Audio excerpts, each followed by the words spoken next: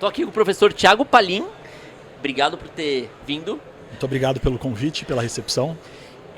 A gente estava decorrendo um pouquinho a linha do tempo dele, a importância do network. Quando que você entrou em contato com a Titânio, a primeira vez ali que descobriu a empresa? Eu entrei em contato com a Titânio já logo numa parceria, num curso que eu fazia parte da equipe. E desde então foi só desenvolvimento, agradecimento. Lá em 2012, 13, se eu não me engano. E aí os cursos começaram a desenvolver, eu tive bastante oportunidade com outras pessoas por conta da Titânio Fix. E só tenho mesmo orgulho assim do desenvolvimento que eu tive profissionalmente, né? As oportunidades que me apareceram depois que a Titânio Fix entrou na minha vida, né? E foi bem legal, foi bem interessante. Você, como especialista em implante, só trabalha com a implantodontia hoje? Não, eu trabalho com a implantodontia, mas o meu foco é a reabilitação oral como um todo. Eu também sou protesista e o implante ele entra num cenário, né, do tratamento dos pacientes, num cenário como uma ferramenta a mais. Então é uma opção de tratamento que eu ofereço, mas o meu foco mesmo é reabilitador. Então eu também faço outros tipos de prótese. Okay. E a implantodontia está inserida ali numa parte do meu consultório, da minha vida acadêmica, né? Então eu costumo brincar com a equipe que eu faço parte, que eu sou muito mais da prótese do que da implantodontia. Só que não tem muito como você fugir. Então eu acabo separando a cirurgia da prótese. Então eu acabo tendo assim a minha linha de estudo mais voltada para a prótese mesmo. Vamos lá no início, para a gente começar com planejamento. Eu pego uma panorâmica ou uma tomografia. Hoje o professor Thiago, se não tivesse o contato com os implantes, eu quis fazer outra especialidade, dentística e tal. Como que seria isso? Você já parou para entender isso? Como o implante te ajuda, essa especialidade, esse contato te ajudou no decorrer da tua carreira? Muito? 90%, 100%? Ou não? Eu acho que 50% eles me ajudou.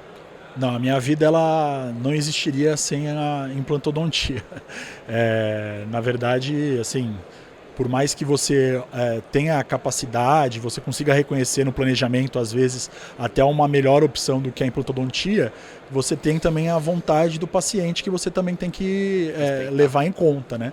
Então, a implantodontia aí, uns 85%, 90% do meu dia a dia, ela tá envolvida. Então, diariamente, né, eu tenho contato com a especialidade, com os produtos, né? Não necessariamente apenas da Titânio Fix, né? Porque eu também trabalho para outros colegas, então a implantodontia ela está em 90%, 85% presente no meu dia a dia. Então sempre quando vou planejar, a implantodontia ela está como uma opção. Nem sempre a primeira, mas como uma opção. Você acha que esse paciente às vezes busca o profissional já emergido no implante? Eu preciso de um implante e eu tô buscando um reabilitador, um implantodontista. Ou às vezes ele pode cair ali de paraquedas e ali você vai conduzindo para um implante. Como que tá esse cenário hoje? A maioria da minha vivência, ele já vem direcionado para fazer o implante. Um caso ou outro que quer fazer algum outro tipo de tratamento, mas geralmente eles cogitam essa hipótese, né? Claro que a gente tem alguns pacientes que falam não quero implante por medo, né? Por ter tido alguma experiência familiar, no ciclo social, que faz com que ele tenha ali um certo preconceito, mas geralmente ele acaba convertendo nesse tipo de opção. Então a implantodontia ela já é o presente, né? Não é o futuro mais, ela está aí no dia a dia, acho que de todo mundo, né? De todo mundo que trabalha com reabilitação oral, trabalha com implantodontia. Entrou num ponto interessante, o medo. Isso afasta realmente os nossos pacientes de dentistas para qualquer especialidade. Quando a gente precisa e sabe da potência dos implantes para tal paciente, e ele vem com essa objeção, putz, doutor, minha vizinha colocou, eu não tenho, não uma experiência própria, mas socialmente negativa, você consegue me dar uma dica como que eu posso tentar conduzir pensando sempre no bem-estar desse paciente? Porque a gente sabe, nós como implantodontista, a força que isso tem na vida de uma pessoa, como outras sensações, outras partes do ser humano melhoram, né? Não só a boca. Como que eu posso lidar esse tato com esse paciente nessa primeira consulta?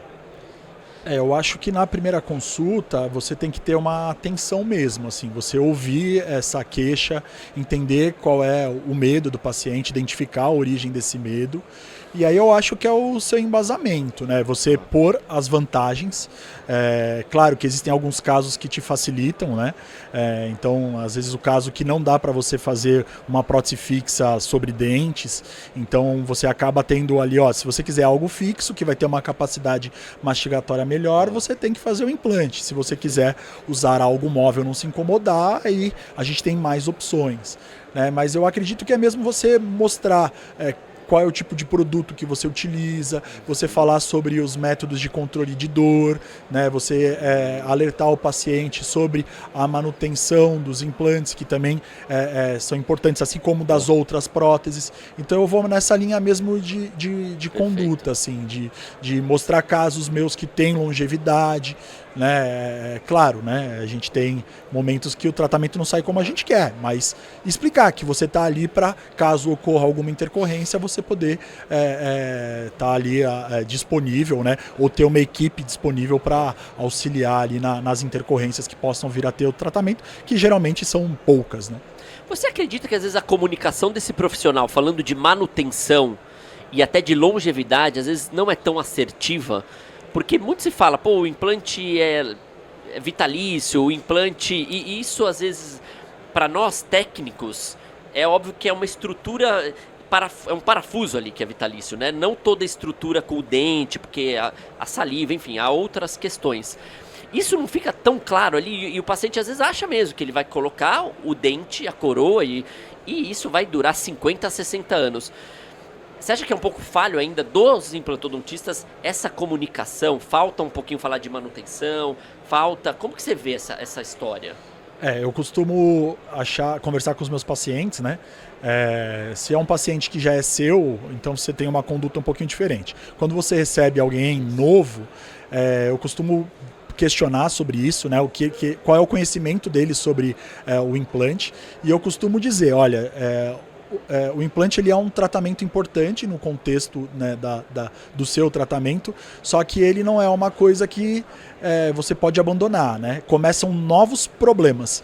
Então você tira um dente, você tira uma prótese total, outros problemas surgirão, né? Então a sua mastigação vai melhorar, só que dependendo do tipo de prótese, você vai ter um determinado tipo de problema, existe uma necessidade de manutenção, como existiam dos seus dentes. Então, dependendo da sua condição, que você perdeu os dentes, né? Se essas doenças similares ao redor do implante, elas vão ter uma progressão mais rápida. Então, assim, eu acho que por conta da parte acadêmica, né, você acaba trazendo bastante informação. E eu acho que isso é o dever do dentista, né? Você falar sobre as vantagens, mas você também explicar as desvantagens. Então, eu costumo também dizer para o paciente que o primeiro controle dele, né, ele vai ter ali um acompanhamento, que ele vai vir, que o custo ele já está embutido no tratamento inicial. Então, eu costumo tentar mostrar que faz parte do tratamento, que essa manutenção ela é importante. Eu acho que isso é fundamental no momento da conversa, da avaliação do seu plano de tratamento. Isso a gente consegue passar nos cursos de atualização e especialização pro aluno, isso deixar cada vez mais claro, porque são eles que vão trazer essa implantodontia e essa manutenção, a longevidade, né, os mais novos que precisam estar também bem alinhados. Isso a gente fala sempre, né? E o que eu gosto de fazer, né? Como as turmas de atualização e especialização elas são renováveis, eu gosto que o paciente retorne, né?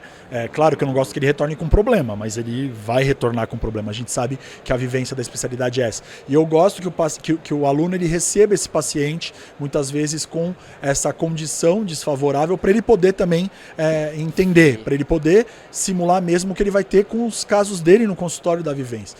E eu acho que isso isso vai muito da equipe, né? Vai muito do que a filosofia. Então, a nossa equipe ela é uma equipe muito heterogênea. Então, tem periodontista, tem implantodontista, tem protesista, tem, né, cirurgião bucomaxilo. Então, a gente consegue ter essa questão aí de lidar com bastante desafio, bastante coisa que vai receber, vai evitar e também vai reparar quando necessário. Quero te agradecer, professor. Obrigado Muito obrigado. pelos minutos. Valeu, bom congresso, viu?